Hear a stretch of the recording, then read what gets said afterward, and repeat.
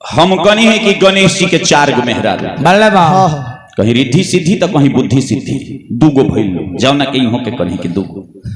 गणेश जी के 3रका मेहरारू जी का नाम पुष्टि, गणेश जी के 4था मेहरारू जी का नाम बल्लभा, आ गणेश जी के 5वां मेहरारू के दर्जा मिलल कि ना मिलल जौन बासुकी नाग के बेटी रहती जेकर नाम लावणवती कन्या रहे। एहन बात रहला तो यहाँ कने है कि हम गणेश अंक में पढ़ले बानी रिद्धि सिद्धि, कहीं लिखल बा रिद्धि आ कहीं लिखल बा बुद्धि सिद्धि माने दूजा। एकरा अलावा गणेश अंक में ना। एकरा बाद में कौन दून एगो किताब बाटे बामन पुराण। हाँ, बामन पुराण में लिखल बा कि गणेश जी के 61 गो मेहरारू। बामन पुराण हम गणेश अंक से बोलल बानी आ गणेश अंक से बोलतानी। अब व्यास जी देखिए बात हम ना कहीं कि रौरा बताएं, ये बात हमको कहबे ना कहीं कि रौरा बताएं। दुगोला के नियम ऐसे होवे कि एगो व्यास अपन बात जहां रोक देवे तहां से दूसर का व्यास उ बता के आगे नहीं बढ़े। ये दुगोला के नियम होवे, लेकिन सब बात सब लोग ना जाने। ऐसे हम कबो ना कहनी कि रौरा बताए, लेकिन रौरा छुए छुए भइल। अरे बाप रे, रौरा जनावे भइल। अब रौरा कनी है का कि गणेश अंक में 2 गो मेहरारू लिखल बा। कौना दून बामन पुराण में 61 गो मेहरारू लिखल बा ना। बामन पुराण में हमने की पढ़ले 61 गो मेहरारू, एकर प्रमाण रौरा मंच पर दिखाए कि बामन पुराण में 61 गो मेहरारू लिखल बा, हमहू जान जाए। लेकिन गणेश से अंक से जहां से रौरा बोलल बानी रिद्धि सिद्धि या बुद्धि सिद्धि, ओही जैसे हम बोलल बानी 4 गो मेहरारू, जहां में पुष्टियो लिखल बा गणेश अंक में। अब गणेश से अंक में बल्लभो लिखल बा जौन गणेश जी के मेहरारू रौरा पढ़े कहो के तो किताब हम देता नहीं पढ़ ली। किताब हमरा लगे उपलब्ध बा, जौन बोले तो उन किताब लगे उपलब्ध बा, पढ़ाए। Don't touch me. 3रका बात कि रौरा एगो औरी बात कनी कि हमरा आज ले पते ना चलो कि हनुमान जी शंकर जी के बेटा रहले कि केसरी के बेटा रहले कि पवन के बेटा रहले कि अंजनी के बेटा, कि रौरा कहां से चल रौरा ना बुझाई, जिंदगी भर ना बुझाई। एगो औरी बात रौरा कही है कि बात के पता लागल बा, सुनले बानी लेकिन मिलल नहीं थे। तो देखिए उहे बात बोली जो रौरा पढ़ले बानी। ए तरह कुछ बोल देम तात कथा ढेर चीज के होला। अब रौरा यही जब बोलतनी सरासर बात गलत बा। रौरा बोलतनी कि रावण चल गेले पार्वती मैया के लगे, पार्वती मैया से कदम जबरदस्ती हरण करे के कोशिश कइले तो नंदी उठले, तो नंदी से का भइल, तो ओकरा बाद श्राप मिल गइल तो बानर हो गइले नंदी ना। जावना बेरा सीता मैया के हरण भई रहे ओ बेरा पार्वती मैया भी रहले डरली, उनकर जन्म में ना भई रहे। ठोक के बोला तनी चैलेंज के समय शिव पुराण भी लगे बा।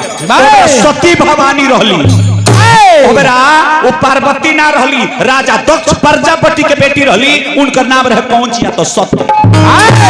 महाराज वो पगला गइल बनी का पैसा ले ली श्री साहेब साहब जी फिर से 51 रुपया लगौनी। हनुमान जी कल्याण करी। कहते हैं कि सच्चाई के पाया बड़ा मजबूत होला, लबरा से कहियो ढहेला ना। नदी पहाड़ काट के रास्ता बनावेला, अरे उल्टा कहियो बहेला ना। मारे वाला डायरेक्ट मारेला, एने ओने जाके कहेला ना। शेर जंगल के राजा हुए, सियार में कहियो रहेला ना। ई धमकी दी हो ओने के लोग के, चुनु मिसिर हो एही केहू से डरेला ना।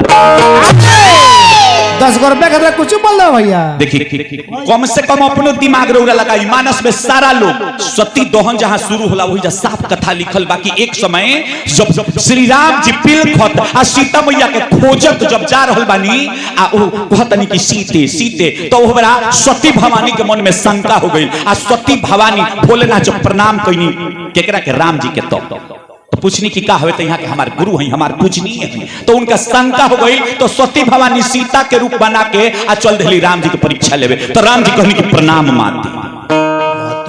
तो अब शंकर जी जब लौट के झुक के अली चेहरा, तब शंकर जी प्रण कइनी कि एक कण से अब तारा हमरा भेंट ना हो। ओकरा बाद सती दहन भइल आ ओकरा बाद पार्वती जी के जन्म भइल। तो ओकरा पहले ही रावण मारा गई। तो रावण के पार्वती मैया के रावण हरण कहां से कइले, पागल कहीं क्या? सब लोग महाराज आंख में धूरा झोकल पाकी झोकत नहीं काज। पागल है उ सती भवानी रही। अब सती भवानी के रावण कबो पर देखिए, रावण के पूजनीय जानकारी के रहे भोलेनाथ। रावण सबका ऊपर गलत प्रभाव डाल देले बारे, गलत नजर डाल देले बारे, लेकिन भोलेनाथ के परिवार पर रावण कबो गलत नजर नहीं। भोलेनाथ के ही तो मस्तक काट के रावण चढ़ावे हर तो समय पूजा। अंत में कहले भी बारे रावण कि आप भोलेनाथ भी मेरा साथ छोड़ दिए, कोई काम नहीं आज ऐसे ना। चल कहीं रहुआ पढ़ ले हो, कब तो रहुआ पढ़ लो ही नहीं कि रहुआ सुन के बात बोलते हैं तो ऊपर चर्चा कहीं बेकार। बल्ले बा वो अब रहुआ एक और बात करी कि हनुमान जी केकर बेटा होंगे, ये हमरा बुझाइबे ना कोई। अब देखिए, क्षीर सागर बैकुंठ वासी विष्णु भगवान रहनी नु हां ए जैसे रहुआ बुझा जाए। वो विष्णु भगवान सबसे पहले राजा दशरथ के यहाँ आके पैदा भईनी, वहां के नाम पड़ल कौन सी तो राम पड़ल। जब रावण के मार देनी तो वहां के फिर चल गई अपना जगह पर। फिर दूसरा युग में वहां के अइनी विष्णु भगवान, वहां के बन गई कौन सी तो कृष्ण, वहां के बनी नु। तो अब रउरा कहीं जो राम जी के कर बेटा रहले आ कृष्ण जी के कर बेटा रहले तो हमरा बुझाइबे ना कोई लो असल रहे कि नसल रहे।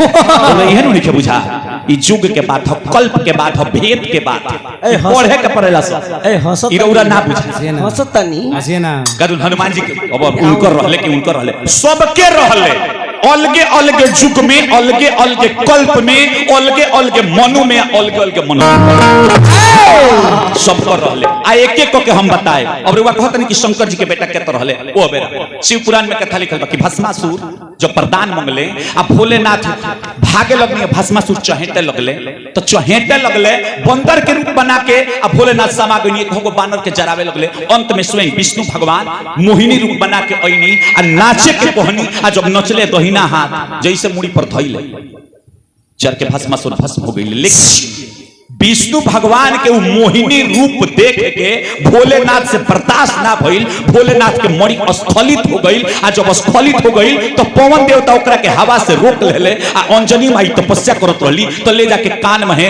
अंदर श्रवण करौले, जौना से गर्भवती भइली, जौना से हनुमान जी के जन्म एगो जोड़ो एगो भइली। अब देखिए, अब यहाँ शंकर जी आ गेल कि शंकर सुवन, शंकर जी के बेटा रहले। शंकर जी के मणि यहाँ देख ले बाबा 3 मिनट और समय रह चुकल बा। ठीक बा, पवन सूत तो पवन देवताओं के रोक के आ मणि कान में श्रवण करौले, जौना से पवन सूत आ केसरी नामक बंदर से विवाह अंजनी के भई रहे तो जौना से केसरी नंदन। ऐसे विचार ऐसे धीरे धीरे सब बात बतावल जाई। आई विवाह के कार्यक्रम बा, आ एगो जादू जी के दरबार में आई बनी भगवान कन्हैया के 16,108 रानी पटरानी, में 16,100 के भगवान कन्हैया जीत के लिए आ 8 जानी से बियाह कइले, जौना में सतभामा, रुक्मिणी, कालिंदी, जामवंती ई सब लोग रहे। तो भगवान कन्हैया के 8 विवाह समयानुसार गावल जाए। ठीक बनी विवाह के कथा होखे नु, एकदम विवाह के कथा होखे नु, कन्हैया जी के विवाह के कथा होखे नु। तो चली भगवान कन्हैया के विवाह एक हो के सुनावल जाई। तो सुनावतनी एगो सुंदर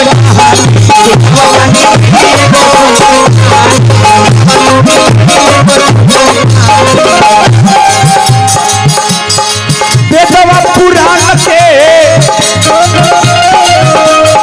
चर्चा बखानी, सुनावतनी एगो सुंदर कहानी,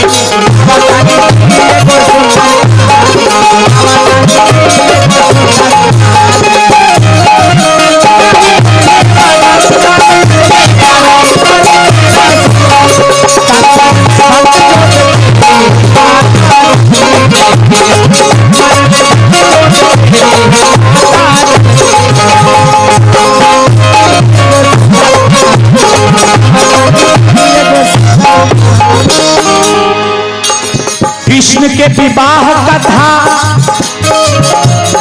अब भगवान कन्हैया के 16,108 रानी पटरानी माने 100 के 16,100 के जीत के ले आ 8 जानी से विवाह कइले। सब जाने से 10-10 को बेटा रहे, ककगो 10 सबके बारे में बतावल जाए। काहे कि आज हम सुनाइले कृष्ण के विवाह कथा,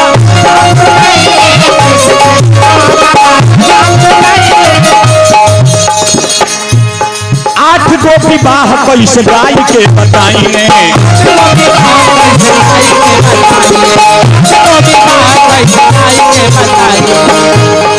संघवा में जाई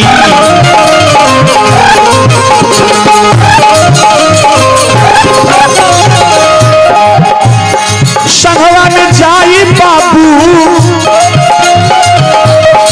संघवा में जाई बाबू ने की निशानी सुनावतानी जी एक सुंदर कहानी कृष्ण जी बैठल बानी जय हो लगाई के दरबार के जय हो कृष्ण जी बैठल बानी लगाई के दरबार के ऋषि महर्षि झूठे लागल बतावे अपना बात के भगवान कन्हैया कहने है कि शादी आपन करब आ दुनिया में पुत्र नाती पोता के ललसा बाटे पुत्र नाती पोता के ललसा बाटे इहे आसरा हम धरब आ देखी एक एक करके कन्हैया जी के